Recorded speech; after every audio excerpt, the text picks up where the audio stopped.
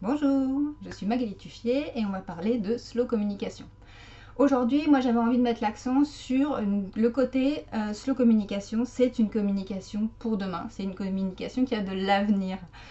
Pourquoi? Alors il y a plusieurs raisons. Aujourd'hui je vais mettre l'accent sur deux raisons. Une raison qui va être humaine et une raison qui va être un peu plus écologique. Donc la raison humaine, c'est quoi? C'est ce qui m'a moi poussé à parler vraiment de slow communication maintenant, là en 2021. Parce qu'on a eu donc la crise du Covid, on a eu des confinements. En tant qu'entrepreneur, on a eu justement une difficulté plus ou moins grande à repartir, à recommencer, à relancer ses réseaux, à relancer sa communication. Et en travaillant de façon slow communication, on est dans l'intention. On est dans si je communique, c'est parce que j'ai un message particulier. Si je sais pourquoi je le fais. Et du coup, moi je l'ai vu avec mon activité, c'était beaucoup plus facile de repartir parce que je savais où je voulais aller, comment je voulais aller, et que je n'étais pas bloquée par une to-do list un peu, on va dire, marketing de voilà, il faut faire un post par semaine là, il faut parler de ci. Elle n'était pas préfaite, ma to-do list. Je l'ai faite au fur et à mesure, au moment, avec l'énergie et l'intention que je voulais y mettre. Et c'est vraiment ça le cœur de la slow communication qui fait que on a une certaine résilience. Donc c'est le premier point de la slow communication et ça peut fonctionner, alors ça a fonctionné avec les confinements et la crise sanitaire, mais ça peut aussi fonctionner avec la vie.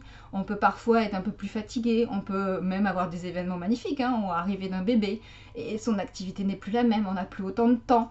On a besoin de se relancer et parfois on va dire la communication classique avec toutes ces injonctions en quelque sorte, c'est plus ça qui nous convient. On a besoin d'être capable de prendre du recul et de se dire ah ben non, là maintenant moi c'est tel réseau que je vais favoriser ou c'est tel type de message parce que ça a du sens. Et la slow communication, c'est vraiment mettre du sens et réfléchir à ce qu'on dit, pourquoi on le dit, sans forcément vouloir diffuser à tout va, et puis trouver son juste rythme et son juste message. Donc ça c'est le premier point qui je pense est vraiment un point d'avenir, c'est-à-dire ce côté je rebondis, je suis résilient, j'arrive à continuer à communiquer aligné avec moi-même. Et puis un point plus, on va dire plus écolo, qui est le fait que comme je réfléchis à ce que je dis et que je ne communique qu'avec des choses qui sont avec intention et qui ont du sens, dans l'absolu je communique moins.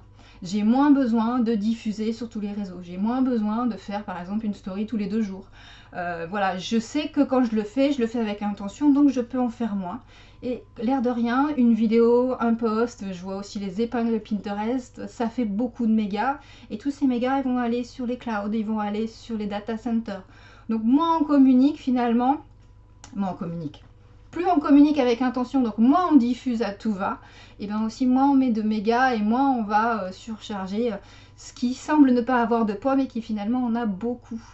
Donc voilà 2 points qui vont montrer que la slow communication, c'est une vraie façon, c'est un vrai état d'esprit pour communiquer demain. J'aurai l'occasion de vous en montrer d'autres.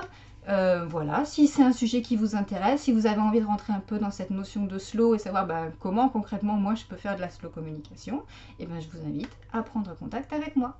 Je vous souhaite une excellente journée.